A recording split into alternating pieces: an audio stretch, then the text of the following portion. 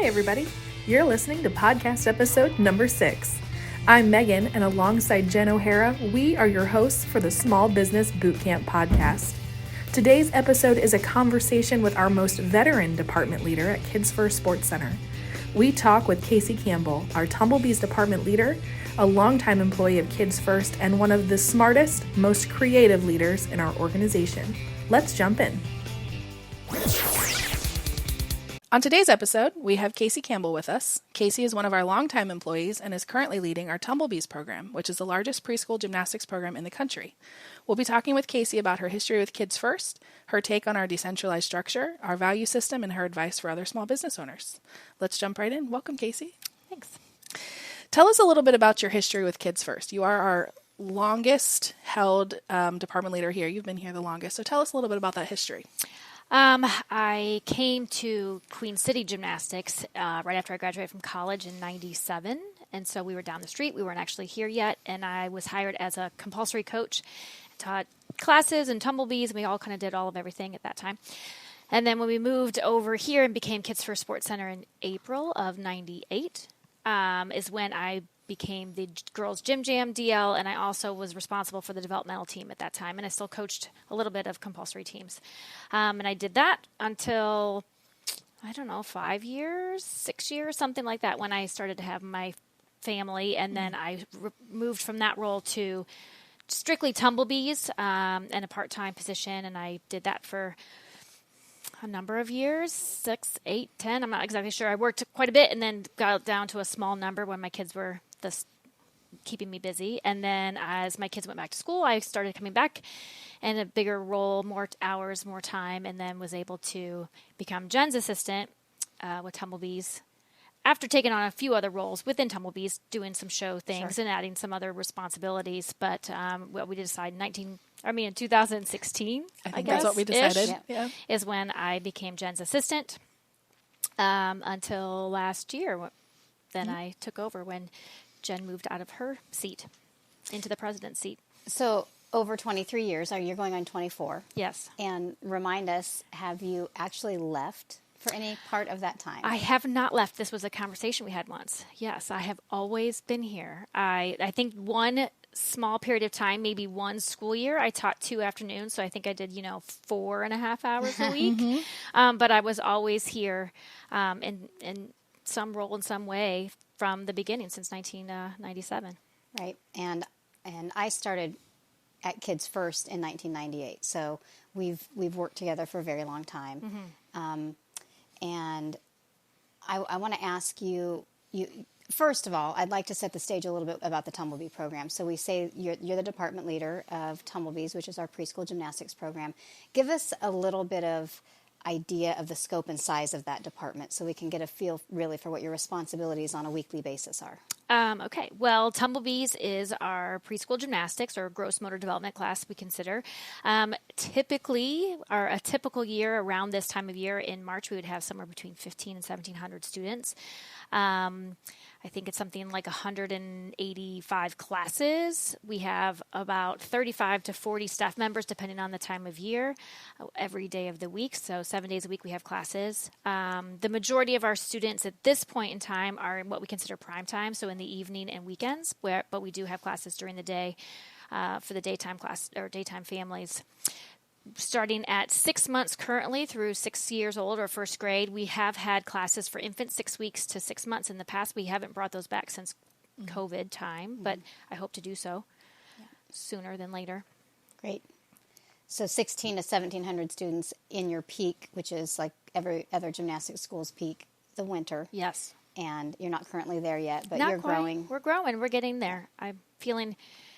I haven't looked that soon or that recently, but I feel like maybe getting close to 1,000.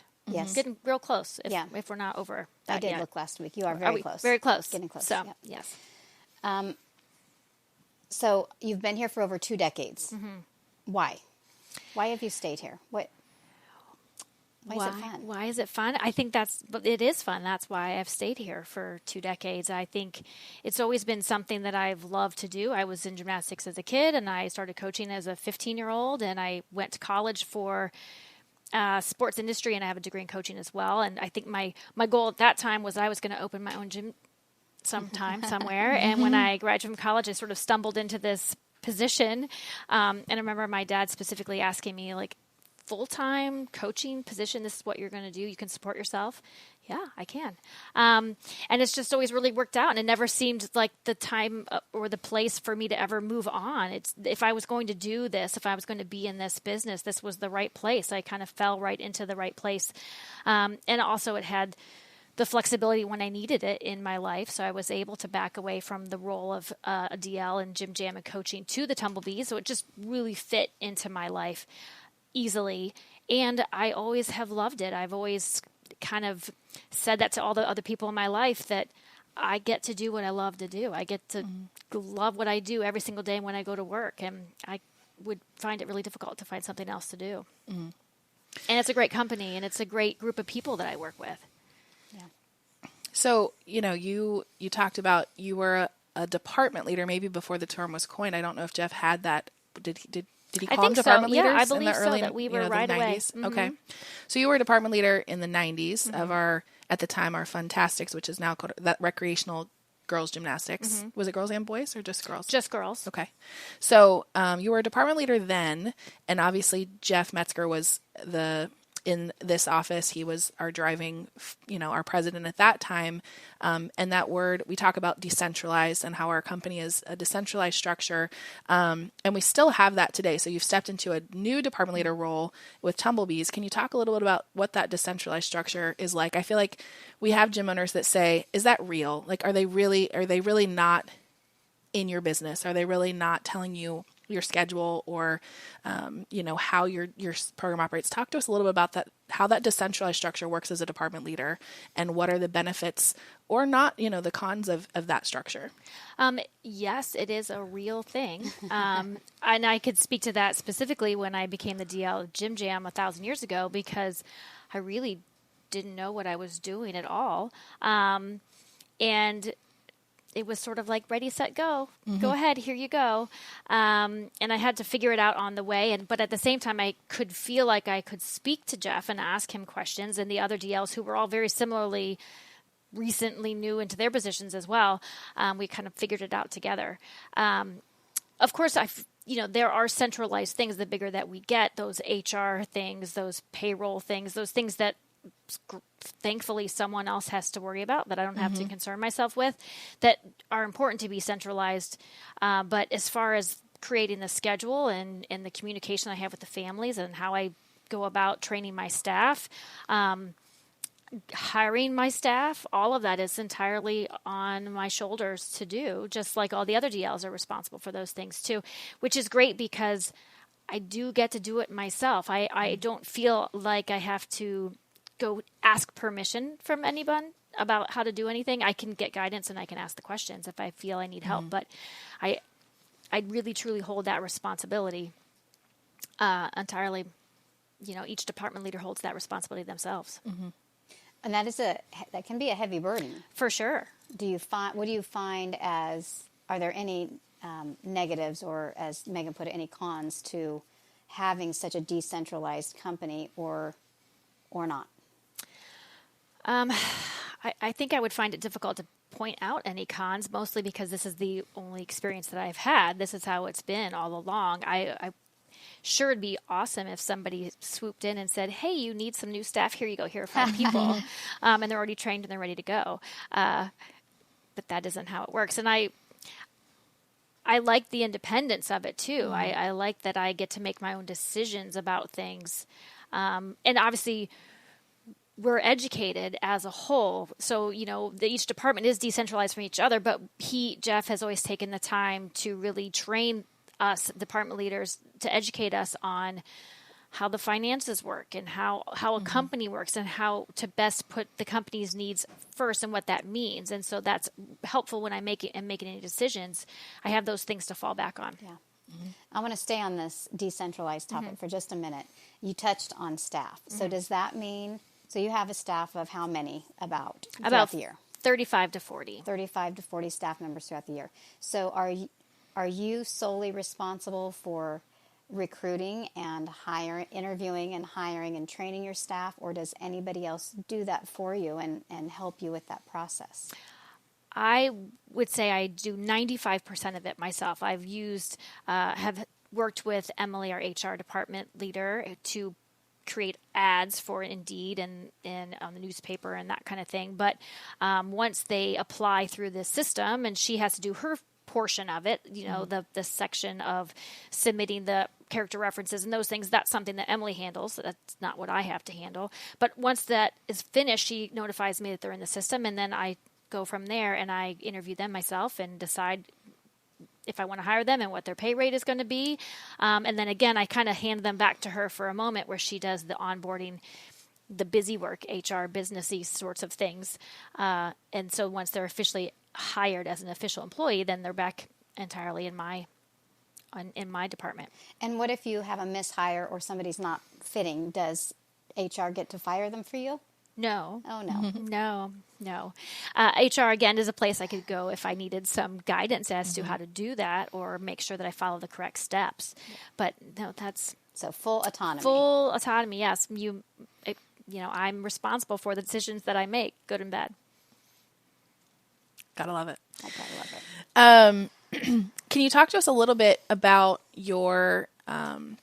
maybe what you've learned over the years in terms of training with staff training and hiring? We get a lot of questions from gym owners about not only about hiring, but I feel like we've touched on the decentralized nature of that. And if somebody has specific questions, they can reach out. But talk to us a little bit about your training system, because the Tumble Bees staff training system is very developed, and just how that has worked or changes that you've made over the years.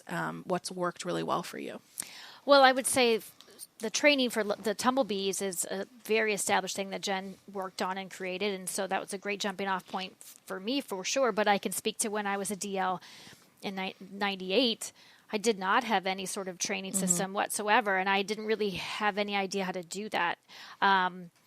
So I know you described the other day, it was just like, go teach. Here you go. Here you go. You don't know how to...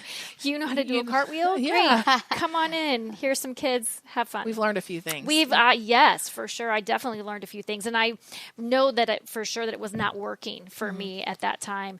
I remember, I always kind of say, I remember Jeff stopping me in the hall, kind of checking like, hey, how's it going? And I burst into tears. Like, not well. This is not going well. I'm not doing a very good job. I'm not doing well. And so, which kind of led to that some of the other department leaders were equally struggling with staffing and training and all of it. Again, none of us really knew what we were doing just yet. And so, because you had moved from the other gym to this gym where everything became very decentralized after you had worked together right. within each department. But right. It was this, before it was much more of the small gym feel that more gyms are like, where everybody does a little bit of everything and everybody works together. And we all had done that and then came here and very much split apart into our own avenues. But we met, so Jeff organized the department leaders at the time, a handful of us, the gym department leaders. And we met for, I would say, about 6 months, it felt, in the conference room for a couple hours every Wednesday afternoon and talked about what did we want from staff? What did we want from a teacher? What made a great teacher? What were we looking for when we moved forward, and how did we train those people to be just as great as the person before them? And which we then developed the teaching principles, which really changed my whole life as far as training and staffing, because I had something concrete to show them, present them, and talk to them about. And that is the part that I, especially with now in my Tumble Bees training, that's the part that it really matters the most to me first. Like, they have to get those things. We talk about them multiple times. Those are the things that are really the backbone of what we're doing out there. They have to be able to follow those or be aligned with those. And then you can find out pretty quickly whether they are or are they not aligned with those teaching principles.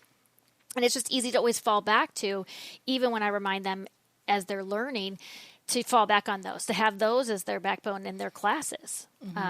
So that really, I think, is the biggest part of the training that has changed things and makes things a lot easier for us, for me, training a new staff member.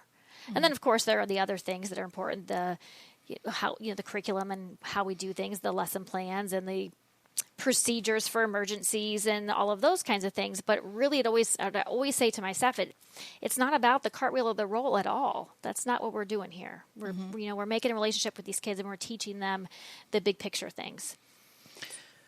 So you referenced the teaching principles, which are, we have 11 teaching principles, and that's part of our 26-point value system that we have. And I remember sitting in that conference room. I think sometimes it's important for not just a department leader, but a business owner to identify what that culture is in your organization and does it match what you want it to be. Because every gym club has a culture, and you might want it to be aligned with, let's say, our 26 points, but taking a good hard look at what it is on paper versus what it is inside your walls. And what kind of advice would you give for a new department leader on either reestablishing what that culture needs to be in the department, or how to get to that point, or just identifying what the culture is versus where you want it to be? Yeah, I think you definitely want to be able to concretely say what those like our unifying principles are. Being able to identify what those things that we're looking for is really important, and being able to say those and have those, kind of concretely in your hands is easier to have a jumping off point with your staff, because you have that's the culture. You've known what you want it to be. And I think if you're a business that has never given that any thought, has not really thought about what matters to them as far as a company, that would be easy to flounder, because you don't have anything right structured. And that's, I guess, this is our structure. Our structure is our unifying principles and our teaching principles. Mm-hmm. And I think that those 26 points allow us to be so autonomous, because in those unifying principles, the mission statement, the teaching principles, and the hiring mantras, that's where we're unified. Right. Mm-hmm. And then each department has their own ability to have the style or the freedom to move their department however they choose, as long as there's that alignment with those principles. Mm-hmm. Right. And the principles give you a chance. It's very easy to say, well, am I out of balance? Are we communicating clearly? Are we, the trust? It's always a nice place to be able to step back, especially if you're struggling with your staff in some way. Which of these 7 things are they not aligned with? Which of these 11, things are we not seeing from you? It's just a nice structure backbone to everything that we're doing. Mm-hmm. And you in the Tumble Bees department, you hire a lot of young people. Mm-hmm. And I know that you enjoy having so many young people. And we hear from gym owners that they struggle with that young generation. We hear them talk about millennials. And I, like you, loved hiring young people. So can you talk to me a little bit about why you love hiring them so young, and maybe which of those teaching principles, for people who haven't heard of them before, what do you come back to the most with them, or what do you hit home, just a couple of them that are the most important to you in that training, or when you're talking to young people about how, working at Tumble Bees, what are the ones you come back to? Yes, I do. I super love having my young staff, and I always kind of refer that we are Tumble Bees, the preschool department, but at the same time, I also feel the same thing about my teenage staff that I'm trying to do with my preschool children, the kids that they're teaching, is we're trying to promote them to be happy, healthy, responsible adults too. And so I always want them to leave here being a better employee for the next person, or just a better person overall, and to have some pride in this job and the position and what they get to do versus some other job where they're just flipping burgers or taking somebody's money. I want to express to them the importance of what they are doing and the effect that they have on others, and hold themselves up at a higher standard too in everything that they do. So we talk, the last teaching principle is love, empathy, and compassion. And that's the one that is great to end on when I'm going through them, because we've talked about the other pieces that have much more sort of concrete applications within a class. But that love, empathy, compassion one is, hey, if you don't feel these things, if you aren't able to do these things, then it doesn't matter about how great you are with the rest of them. You have to be compassionate with these kids and empathetic, and you have to love what you're doing and love being around them. And I think that's always a great end cap with them. but as far as the other teaching principals, recognizing that they are there to teach them and not just supervise them. We want to add those challenges, and we want to recognize that they need to be moving all the time and not sitting. And we want to talk about forming those relationships and talking and having those questions with them and being excited to see them. I just feel like it's easy for the staff to feel like I do feel like that's guidance to them. I do feel like these steps give them the tools. A framework. Give them the tools. Yeah. Yeah. I have several things I want to say, but I'm afraid we're going to talk for 2 hours if I open a can of worms. Who or what, since you've been here, has impacted your growth? I know that I worked not alongside you, but in that great big gym. We were both in our early to mid-20s. And I know that I've had a lot of personal growth and professional growth. You figure you've been here almost half your life. Think about that. So who or what has impacted that growth, and where do you think, this might be a tricky question, what has been the greatest growth that you've had in yourself that has made you a better department leader today than you would have been 20 years ago? Wow. Well, I know for sure that I'm a better department leader now than I was 20 years ago, without a doubt. Because of that experience and because of the people. I think I always have joked to you, Jen, that my bracelet should say WWJD would be what would Jen do, and yours always would be what would Jeff do. I think having those mentors, watching how you've interacted with the staff and with me and the other people that you work with has really been beneficial for me, for sure. Well, that wasn't a loaded question. I know. I wasn't trying to lead you back to me. I know. But I mean, obviously, I think that you definitely have influenced me over the last 5 years that I've been your assistant, and even before that. So, and I would even say, even before that, back in the day when we were 20-somethings, I feel like you were somebody who had a certain sense of leadership that I didn't feel like I possessed yet. And so it was definitely somebody that I would watch and learn and listen from. But of course, Jeff, I feel that opportunity to be in that conference room, and even the whole, back to the conference room, the teaching principles, that was a huge learning experience for me to talk with all of the other youngish DLs who we were, all feeling the same thing, but all having the same common goal. And and Jeff always has done a great job guiding you toward an answer, not giving you an answer. He's a teacher at heart, so he loves that. He wants you to think. He teaches you how to think it through. For sure. I mean, it'd be great if I could be like, "Hey, here's my question." And he would say, "Great, here's your answer, A, B, and C." Yeah. That's not what how you get anybody here. learns anything. That's not. It's the same as the 3-year-olds. What did you do the last time you were here? I want you to think about it. I want you to learn and use what you have to propel yourself forward. And so definitely that time with him, I think that it contributes to why Kids First is what it is because he was a great leader and has has done a well giving us those tools to be leaders for other people. I just think Mary Chin, she's somebody who was so great to work with she was our DL for hospitality forever. And she had been here years before we were even Kids First. And even now when she's here, I get real excited to see her and go ask her what's your opinion? What's your experience on this? And I really respect what she has to say about that she's had a wealth of experience and a lot of time to have a lot of different situations. And she has some perspective for sure.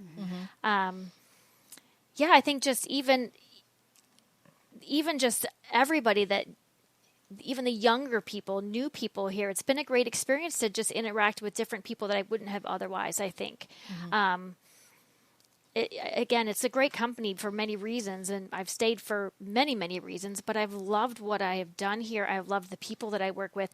I really love now that I'm a part of a company that is an entirely female executive team. Right. I mean, that's pretty awesome. Now, that's not intentional. It's not like intentional. We discriminated against any males. No, that's right. But it just so happened that our entire executive team is new post-COVID.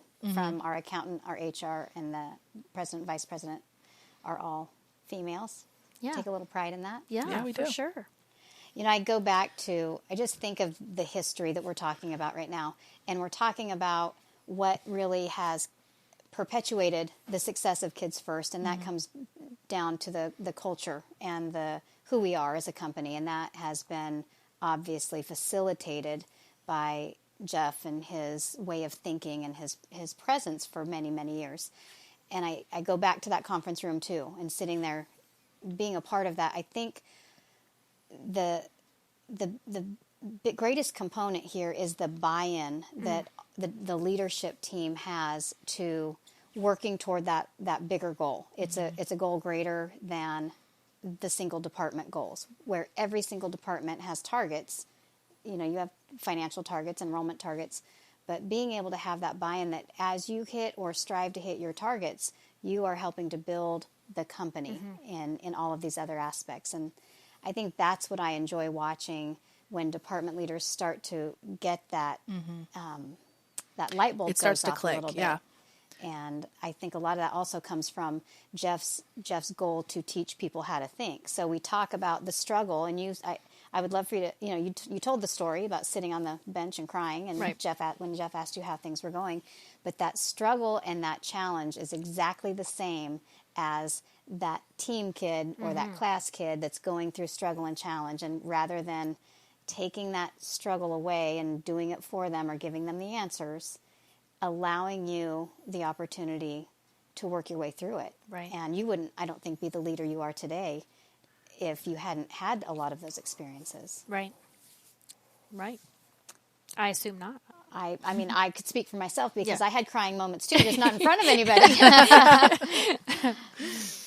Yeah, I mean, it's been, like I said, from the very beginning, it felt very much when I started here. And then when I first started working as a 22-year-old from college, I just was looking for a job, and gymnastics was my thing, and I loved it.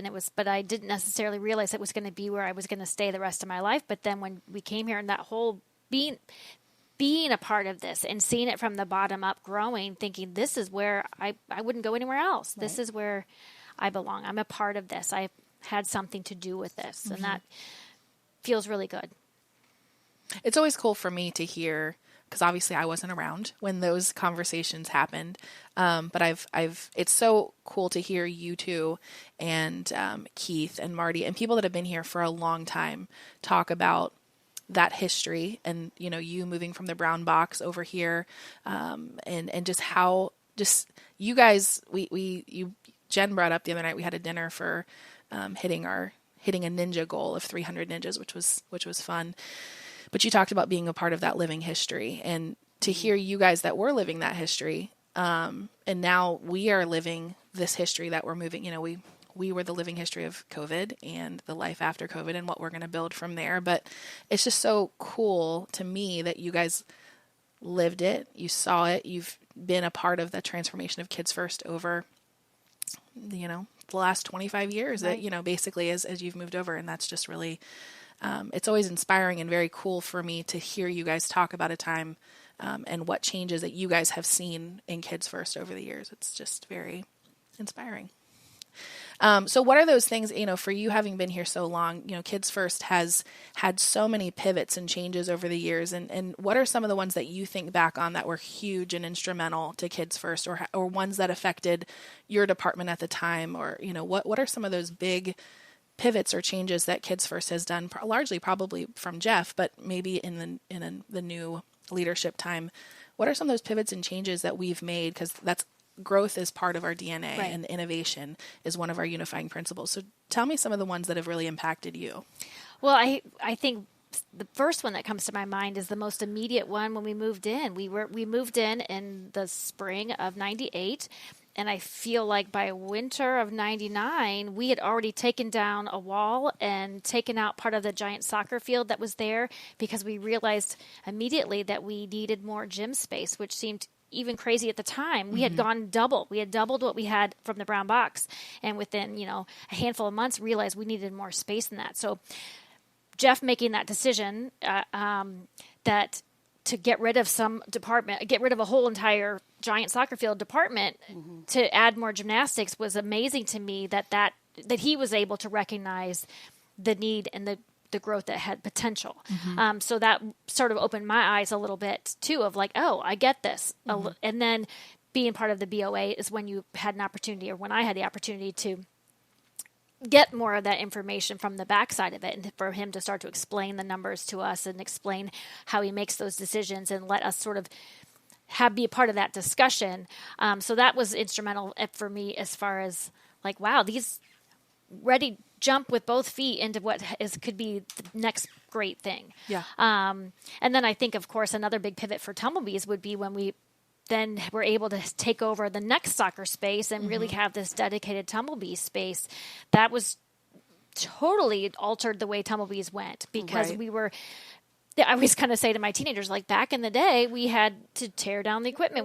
We set them up in the big gym, and we tore it down every day and set it back up, because we were only able to have the gym one evening a week and Saturday mornings. So the majority of our classes were during the day. Well, the shift of the world is that people want to come in the evening, and recognizing that if we had the space, if we had the opportunity to provide space for just Tumble Bees in the evening, that what that would mean for the company. And that was obvious. And it changed the trajectory of Tumble Bees kind of immediately. Right. And that was a little bit before, I think, even the recession, when people It was right after. Okay, so right when people were switching from being at home, more becoming a dual working family, and so that those primetime classes became really the percentages changed completely as far as when our people come. Yeah. And I think that's always, I feel like growth is always a thing. I think space is always what's holding us back. That's the thing, is even now, even in the COVID world, I feel like everybody wants to come at the same time. And if I had a little bit more space, I could offer these people classes at the time they want to come, but I can't because I don't have the space. So, understanding, recognizing the value of space in dollars and cents and enrollment, that's something that Jeff has taught us. Best use of space. Absolutely. Greatest return. Yeah. And planning for growth. I think Jeff has always been so visionary in planning for growth. I mean, it's the whole reason we have a $60,000 square foot basketball facility next door. He started 10, 12 years ago buying a house and then another house. I mean, he's always been priming kids first for growth and looking ahead past what we currently have, and then what will be the best use of that space when the time is right. I think that's something that we continue to think about without Jeff as involved, is we have to be thinking about those things. What is the future? Where is the growth? Right. Are we planning for that growth? We know with COVID, enrollment will come back. We know that it's going to come back, and are we ready? And when it happens, where are there going to be shifts in enrollment, and where are we primed for growth in all these different areas, and what can we do to prepare for that? Right. Jeff was always so good at that. And he's still our visionary. It's not like we don't let him in the building. He's our senior advisor and very much a visionary for what that kind of growth might look like in the future. And Casey did touch on the BOA, which is our board of advisors, and I think that might be a topic for another upcoming episode, but it is it's an important component to our department leadership program, our department leadership roles, and it's a version of a profit sharing program. Though 2020 was a little bare. Right. Well, and to me also, it's the education piece of Absolutely. it. And I don't know when, I couldn't tell you when the financial meetings started to become separate from the BOA, and that's a different opportunity for people who are not on the BOA to, again, get an education piece to understand the business so we can make better decisions or understand the decisions that are being made. Yep. I think that open book management style and clearly showing us where all the numbers lie and why they're there and how we can change them. And having the opportunity to ask those questions. Yeah. Yes. Seeing how much we spend on toilet paper or printer paper or whatever it might be. Again, that goes back to our leadership style, which is sharing perspective and not trying to convince anybody of anything, but giving the information so everyone is reading from the same Reasonable pages. people. reasonable people given the same information will likely come to the same conclusion. And I do try to do that a little bit with my staff, more so my grown-up, I refer to them as my grown-up staff, but for them to understand those things too, why ratios matter and why why I'm making the decisions or need to make decisions, or asking them, here's the information, here's what I have, what, again, reasonably, do you see the same thing that I see? It's great for them to understand. That buy-in. Yeah. For sure. Well, you talked a minute ago about how I had some influence on your leadership. I just want to take a minute to say that you very much influenced some of what became important to me in Tumble Bees. And I know that I've shared this with you before, but you and I weren't as close when I took over Tumble Bees as we are now. And I had gone from teaching double backs and floor routine sets and flight series to building mountains and trying to figure out what a birdie on a perch was. Donkey kicks. It's my favorite. And so I was very pleased with myself when I set up probably 7 stations, and I had you come and check them out. And you're looking around, and you said, "These are pretty good. They're kind of flat. There's not a lot of height changes, but they're fine." And to me, that was a big moment, because I had zero experience in what Tumble Bees had been up to that point. And I had certain goals in my own mind. And from then on out, I mean, even the station creation that we used up until the day I left, which is how to create stations, was very much influenced by that conversation. So thank you for that. You're welcome. I know you didn't really appreciate it right away in that moment. Well, I had some choice words, but they were all in my mind. Openness defeats guardedness, folks. Right. Openness defeats guardedness. Yes. Sometimes it's hard to hear those things that what you could have said is, "It's great," and I would have continued to make flat stations. Do the same thing. Right. I appreciated your effort, but I just wanted it was great. That's the worst. I appreciate your effort. And you asked my opinion, so I'm going to give it to you. Yes, you were very open. Open and forthright. That's right. Another unifying principle. Casey, what's still challenging in your role? I find lots of things are challenging at this moment. I think COVID has been a weird thing for everybody in the world, but it put us sort of, I was in a certain place, moving in a certain direction at a certain speed, and then everything came to a complete stop. And so stopping everything and starting again with much lower enrollment and less staff, and really trying to make those harder decisions where a year ago, I had a little bit more wiggle room for things. And so I feel like the biggest challenge for me right now is and I've said this to you guys recently, I feel like I'm just doing the day-to-day things. I'm doing a lot of C tasks and not getting to the A and B tasks that Jeff would, in boot camp, he talks about that. So that's my challenge that I recognize, and I know it exists, and I'm working on trying to figure out the best way to delegate some responsibilities so that I can get to those, bigger picture movements that do move us forward, that will keep Tumble Bees going in a forward direction, because we don't want to just, I always think there's a balance between trying not to don't fix what's not broken, but at the same time, not just standing still in one spot. Right. Let's try something new. Let's do something different. But it's okay to do the same song that we've done for 25 years, because it's a great song, and these kids have never heard it before. Right. Yeah. Right. Interesting you brought up delegation. On our previous episode, Jeff talked in great detail about the difference between delegating and relegating. And it's nice to hear that our people are understanding how that understand that little component of delegation can reap really big rewards for you.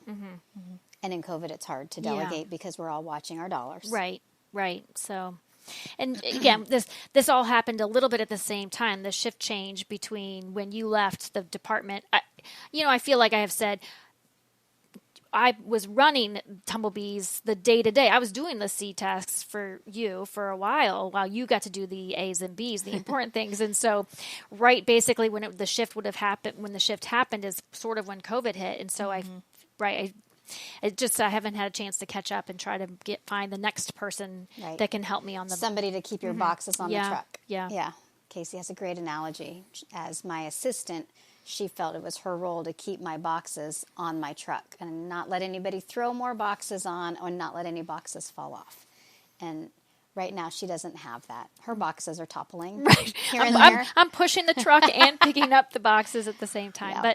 But we're getting there. I feel good about enrollment improving and the state of the world, and I feel good about my staff. And so I feel I'm ready to try that next step for sure. Do you feel like your clients are coming back more forgiving of missteps, or are they very concerned? Oh, no, I think for sure. I was prepared in June when we first opened. I felt that was going to be all I was going to be doing was sort of damage control. And really, I think I can count on one hand the issues that I've had with parents, and they haven't even really been issues. They've just needed to talk something through. They just needed a little reassurance or needed to explain to me how they felt about things. So I have been overwhelmed by that because that was not what I expected at all. And I do feel like the people who are here feel good about what we're doing and feel good about what we're trying to provide for their kids and know that it's important. So I do feel like people are forgiving for us for sure. And they're okay. And I find the numbers are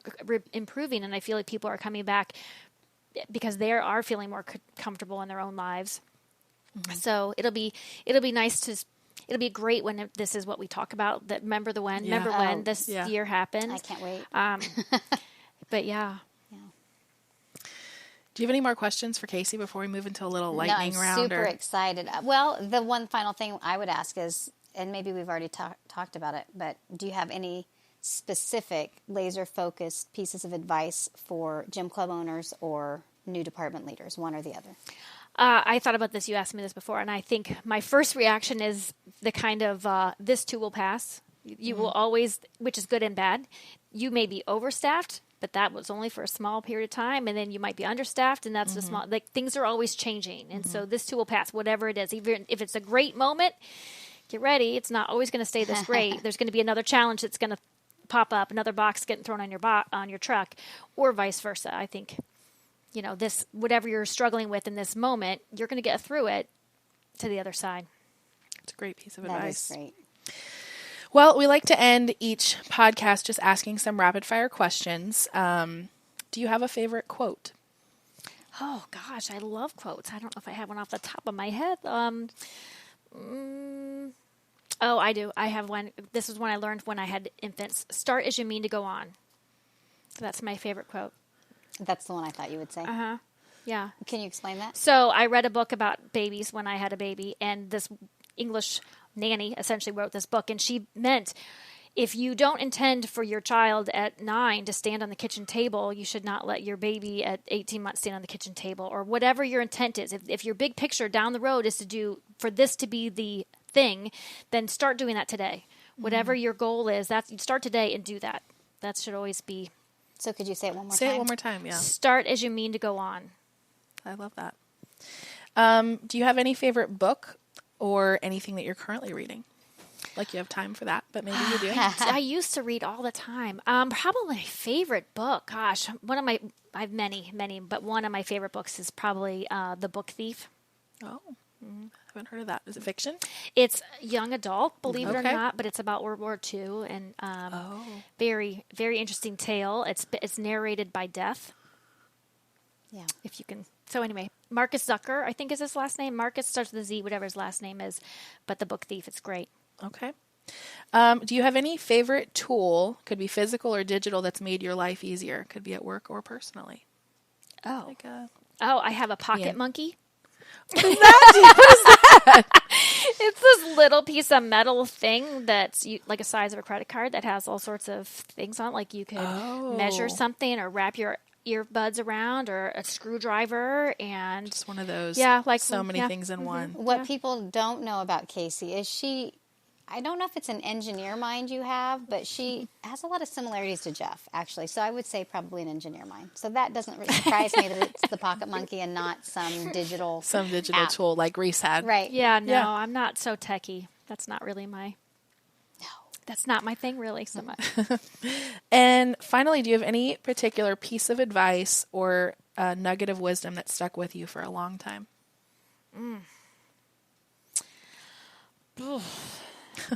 That's I know, a hard one. putting you on the spot there. I think, I don't know, I think I just have always tried to just look for the positive. Just, there's always something better or good happening with you. And I always try to look for the sunshiny part of everything that's always happened with me. I'm not The silver lining. Yeah, I'm a silver lining person for sure. Okay.